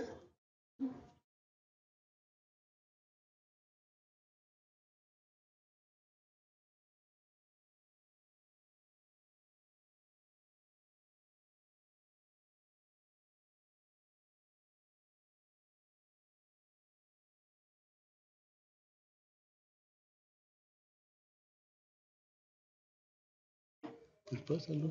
Bien, lo están activando, me parece. El micrófono, ¿verdad? Sí. No los escuchamos. ¿De aquí no les puedes abrir el micrófono? Está abierto. Ya le piqué otra vez. ¿Ya? Sí, Ahora sí ya. nos escuchan. ¿Sí? Sí, Ok. ahora sí. Ok. Buenos días. Me pareció muy interesante la conferencia y tenía una duda respecto a lo que nos comentaba en el caso específico de SITMA y esta investigación con este español que la publica, creo que era Francisco, algo así, Ulloa. Me pareció muy interesante porque no sé si usted conoce como el contexto, algo que a mí me resonó mucho, es que sí, claro, el plagiario, pues sí tuvo como las consecuencias que nos decía, ¿no? Se retiró el libro finalmente. Sin embargo, creo que justo respecto al tema central, que es la ética, que es lo que nos atañe, ¿no? Creo que es muy delicado respecto a quién compartió esos datos, ¿no? Al final, creo que seguramente, como nos decía, fue algún lector o quizá la misma asesor de esta alumna. Y yo no sé si pues eso realmente se llegó a conocer, llegó a tener alguna consecuencia. Me refiero a legalmente haber habido como, no sé, algo, ¿no? Para pues evitar que ese tipo de cosas sigan sucediendo, como pasar un borrador de tesis de alguien sin la autorización de la persona, pues creo que es muy, muy, muy delicado. Y seguramente este caso que nos comenta hoy no sea el único, ¿no? Desgraciadamente. Gracias. Contesta. Sí, ¿no? Sí. Pasamos un- Contesto, comienzo por esta última. No, el investigador ganó la plaza. Quien otorgó, entregó el borrador fue su directora de tesis, su asesora principal. Claro que fue una falta de ética total de ella. Y no sé, la verdad es que yo ya ahora no sé porque se cambió. Ella estaba en el Colegio de San Luis y luego creo que se fue al Colegio de Michoacán. La verdad no sé, yo no. Pero no, a ella no. Por eso no le pasó nada, ni siquiera una llamada de atención, a pesar de que sí está publicado. Él ganó la plaza ahí en Alicante, trabaja ahí. Entonces, una sanción legal, pues solo en los países donde hay eso como Tipificado. sí, que está tipificado como delito, porque cuando ya está registrado en el registro público de propiedad intelectual, ahí sí ya se puede hacer algo. Pero pues en México, ¿quién va a registrar un borrador de tesis? Pues no, ¿verdad? Y de que no vuelva a pasar, pues, híjole, pues, ojalá, ¿verdad? Y sí, se dio a conocer, pero esa directora nunca se entrometió, no intervino en lo absoluto, no dijo sí lo entregué, no lo entregué, nada.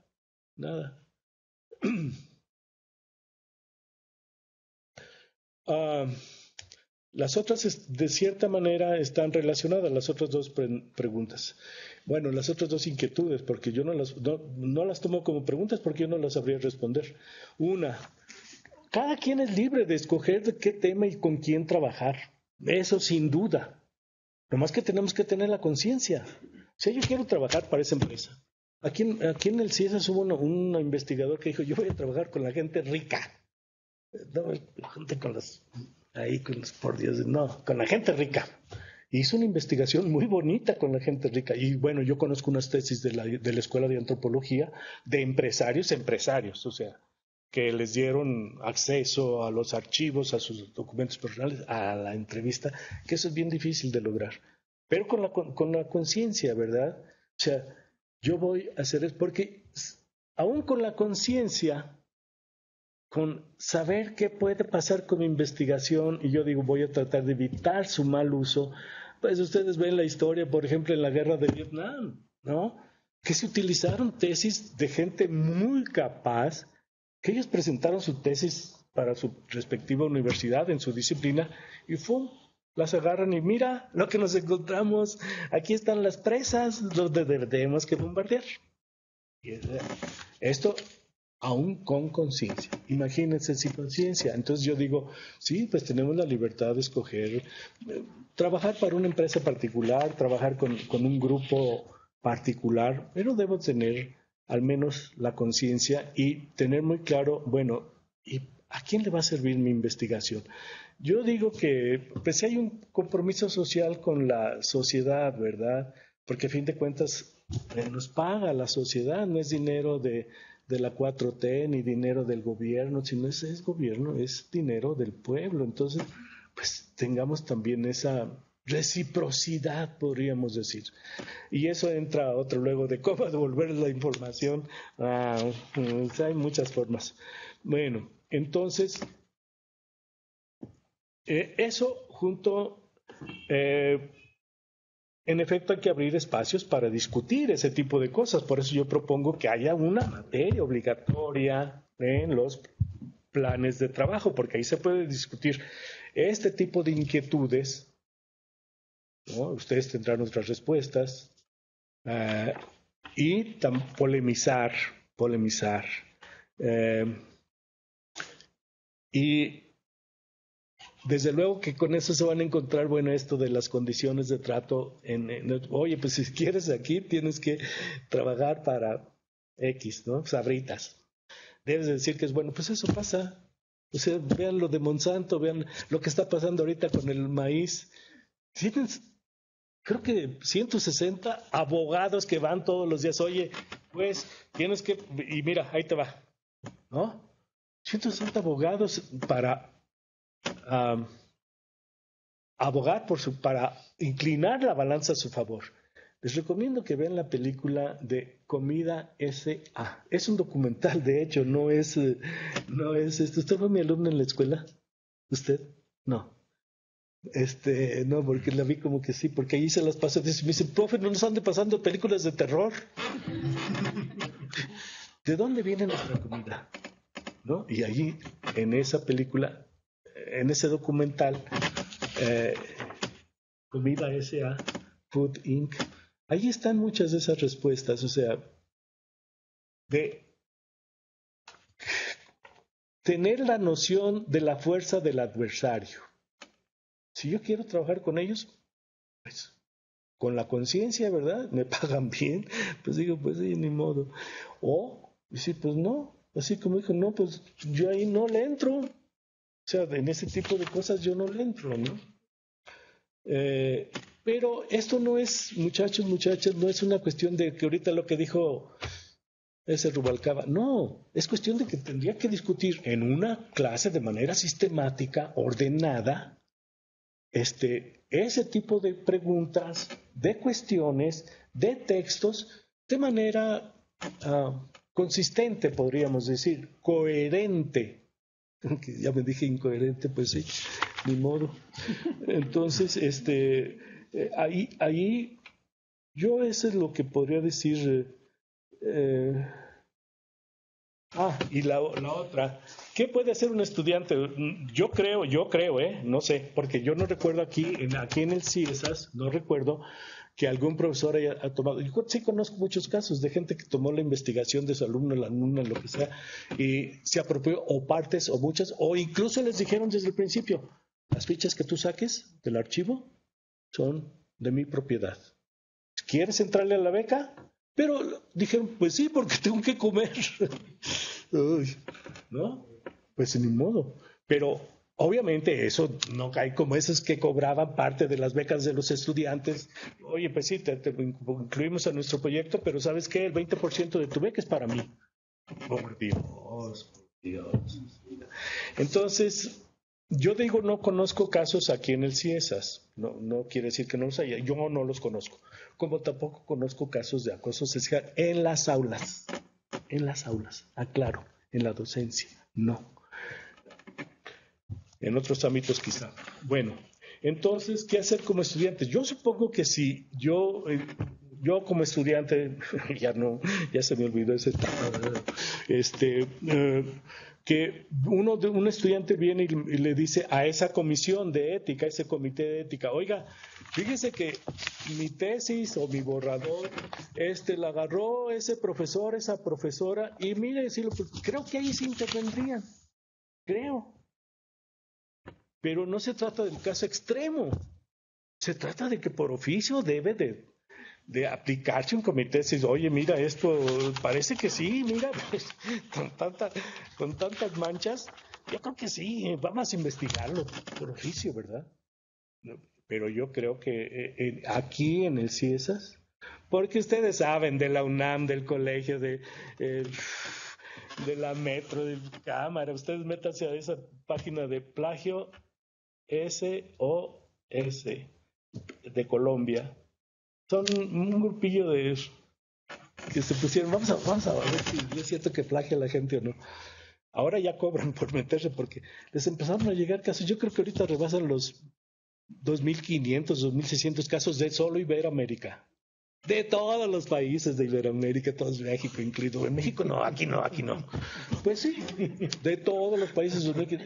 Esos, ahí, o sea, tantos, y ustedes han escuchado de hay un caso, caramba, dice uno, es que se espera uno como que a los casos extremos cuando salen al público y dicen, oigan, vean lo que pasa, como esos que comenté de la Comisión de Honor del SNI, que un plagiario acusado, creo que de la universidad en Baja California, por allá, no sé si norte o sur, no recuerdo, está en el comité de evaluación del SNI, está acusado de plagiario con todo.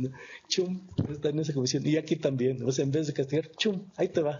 ¿Por qué? Porque nosotros no podemos permitir que nos digan que nuestros investigadores e investigadoras sean plagiarios. No, cuidado. Pero yo creo que en los casos extremos sí intervendría ese comité. No lo sé. Por eso yo digo, mira, mejor uno que se dedique a eso nada más y que no se meta con cuestiones laborales, derechos humanos, o sea, nada más eso, ¿no? Con eso tiene suficiente y sobra. ¿Sí plagió o no plagió? Porque además, el plagio, las faltas de ética académica no tienen una sanción física ni jurídica. Es un desprestigio nada más. En cambio, las otras sí. Si a mí me acusan de que acepté un cohecho como estaban esas caritas, no aceptes cohecho, ay no, pero acá bajita la mano sí. Pues entonces, ahí sí, ¿verdad? Si me lo comprueban. Yo no sé si voy a la cárcel, me cobran una multa. O sea, si hay una sanción física. En la otra no. En la otra es una cuestión de honor. Una cuestión de decir, pues, si tengo la conciencia y quiero ser plagiario, como dijo eso del Colegio de México, sí, yo sí me gustaba plagiar. Todos los días me levantaba, ahora ¿quién voy a plagiar? Cámara. Bueno, ustedes que me van a conocer y conocen muchos casos en todos lados, ¿no? No sé si esto responde las... Todavía hay una duda, pero le dejo la palabra a Nancy para hacer una aclaración. Sí, gracias. Aquí nada más complementando un poquito la información que amablemente nos comparte el doctor Rubalcaba. Desde la Subdirección de Docencia se ha pues promovido mucho la política de la honestidad académica. Nosotros no lo tenemos en el reglamento como tal, claro, porque es una situación que no está enmarcada en ninguna ley de derechos de autor, porque no se usan los recursos, etcétera, etcétera. Entonces, lo que nosotros pues promovemos, sugerimos y se hace a través de las coordinaciones académicas es esto, ¿no? La práctica del buen citar. Para ello también se cuentan con herramientas, en este caso el Authenticate, que es uno como el Turnitin, pero de otro proveedor. Cada uno de los secretarios técnicos tiene una cuenta por la cual ustedes pueden tener acceso, en caso de presentar algún proyecto, un programa, un trabajo, pueden tener acceso a este tipo de herramientas. Las normas editoriales se las proporcionan las coordinaciones académicas, porque aquí es ya cuestión del investigador como tal, ¿no? Que si van a utilizar APA o otro tipo de norma editorial. Nosotros no tenemos ningún conflicto en eso, siempre y cuando pues se presuma pues el acto de buena fe, ¿no? Y pues cualquier otra de los comentarios que decían, bueno, ¿qué acciones tenemos como estudiantes? Pues existen, como les decíamos la vez pasada, sus cuerpos académicos, ¿no? La parte académica la ven los colegios, es a las cuales ustedes pueden tener de primera instancia un acceso directo.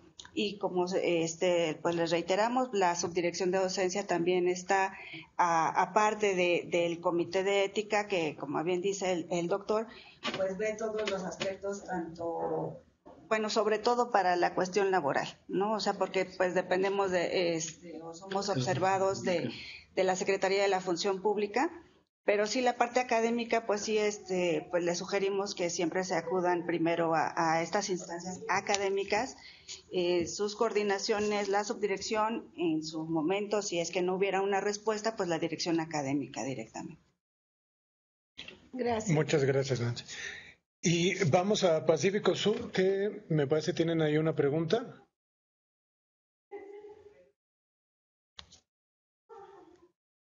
Hola, buenas tardes ya. Mi comentario va encaminado a esto que nos mencionó el doctor con respecto a la ciencia, como que hay formas de ciencia, como las ciencias buenas y también las ciencias perversas, y eso me lleva a pensar como en este asunto de la objetividad, ¿no? Porque finalmente quienes nos acercamos a hacer la investigación y construimos el conocimiento antropológico, pues vamos y nos acercamos desde posturas propias, ¿no? No somos puntos ceros, no nos vamos en blanco a campo, sino que vamos con interpelaciones e historias de vida propia, ¿no? Y eso me lleva como a una propuesta ética que propone Donna Haraway, que se refiere a situar el conocimiento, o sea, enunciar los sitios desde los cuales estaremos escribiendo, ¿no? Y eso me parece que también puede ser como una propuesta bastante pertinente para que, bueno, finalmente dejar en claro como desde dónde vamos a estar escribiendo, ¿no? Y eso me lleva pues también a lo mejor una obviedad, que es enunciar que pues finalmente la ciencia, y en este caso la ciencia antropológica, pues no es un ejercicio pacífico, ¿no? Sino que es un ejercicio de poder y es una forma política también de enunciarnos y pues no es un espacio de conocimiento armónico o neutral.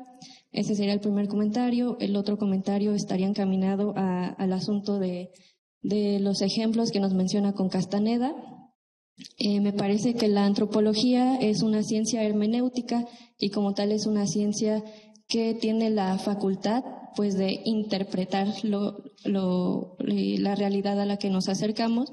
Y bueno, he tenido la oportunidad de leer algunos libros de Castaneda, pero me parece que finalmente lo que él presenta son descripciones y no hay como un ejercicio ahí hermenéutico antropológico, por lo cual pues me parece que no sería pertinente enunciarlo como etnografías o como ejercicios antropológicos, ¿no? No niego que tiene ahí como su esfuerzo de escritura y de redacción, pero me parece que esa pauta o ese punto de partida con respecto al ejercicio hermenéutico nos puede brindar como las pistas para determinar si es antropológico o no. Ya, sería todo. Gracias.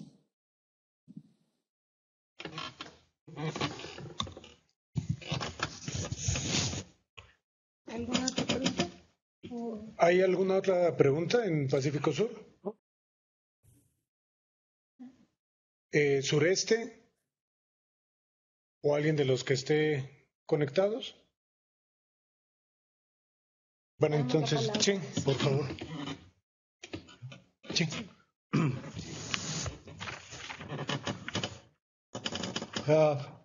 La cuestión no es si es etnografía o no es etnografía, antropología. Yo lo que dije fue Castaneda lo publicó como antropología. Y además está analizada sus propuestas como un regreso al oscurantismo de la antropología. Eso no lo digo yo, lo dice la gente que conoce sus textos a profundidad, sus propuestas antropológicas, etcétera. Yo no digo que la hermenéutica o el conocimiento situado no puedan aportar. Sin embargo, yo no veo que es que ahora se ha tomado como, si no dices de dónde está situado, dónde está tu jerarquía, etcétera, no estás haciendo una buena antropología. Pero la antropología ha aportado tanto, también va a aportar, desde luego, pero ahorita pareciera como que algo obligatorio. Tengo que decir que yo tengo más ingresos que esta comunidad en la que estoy trabajando, etcétera. Acabo de leer un texto aquí sobre esas cuestiones y pues no, es que cada paradigma que se propone dentro de la antropología y dentro de la ciencia pone lo demás no sirve. Ah, caray, ¿por qué no? ¿Por qué lo que se escribió en el siglo XIX sobre antropología, etnografía, por qué no sirve ya? En lugar de integrarlo, no, no, de atrás ya no, esas propuestas no sirven. Entonces, pues si usted encuentra que anunciando mi posición socioeconómica, intelectual, haré una mejor antropología, pues hay que hacerlo, ¿verdad? Hay que hacerlo. Yo digo, pues no sé, yo he leído muchos muy buenos trabajos de antropología donde no se enuncia así de esa manera, excelentes trabajos de antropología y para atrás. Entonces, esa tajante de, si no es así, no es así, no es antropología, no sirve tu investigación, caray, habría que evaluarlo, ¿verdad? No se me hace se me hace como algo positivo, o sea, darme cuenta dónde estoy situado yo. Eso es bien, porque es una reflexión para mí. Pero yo no sé qué tanto influye en una propuesta antropológica nueva, un cambio de paradigma, eso no lo veo. ¿No? Y les digo, acabo de revisar textos varios sobre eso que, caramba, de todo, ¿verdad? Algunos que sí, muy buenos, otros que dicen, no, ¿de qué te sirvió? O sea, saber dónde estás parado. Pero en ese sentido, o sea, yo gano más que esta comunidad, entonces pobrecito, no, pues no, ¿verdad? Pero eso es todo. Como ven, yo no tengo muchas respuestas, yo, a lo mejor nada más así como que, ay, ¿para qué me andan invitando? No, pero pues, muchísimas gracias. Gracias a ustedes, cuídense mucho. Cuídense nos despedimos. Mucho que estar de regreso de ese bicho chino, vamos a decirle. Pues nos despedimos de todos los que nos están viendo todavía en la transmisión en Facebook y también, por supuesto, en las unidades en Pacífico Sur, en Sureste, en la unidad Sureste, y a todos los que se conectaron, también a todos ustedes muchas gracias. Y nada más para reiterarles la invitación para el día de mañana de la conferencia. Bueno, que vamos a tener respecto justo al código de conducta del CIESAS en el contexto de la docencia por parte de la doctora Rachel Cedar y también unas palabras que les daremos tanto Nancy como un servidor relacionado a esto. Entonces, pues, muchísimas gracias y nos vemos mañana.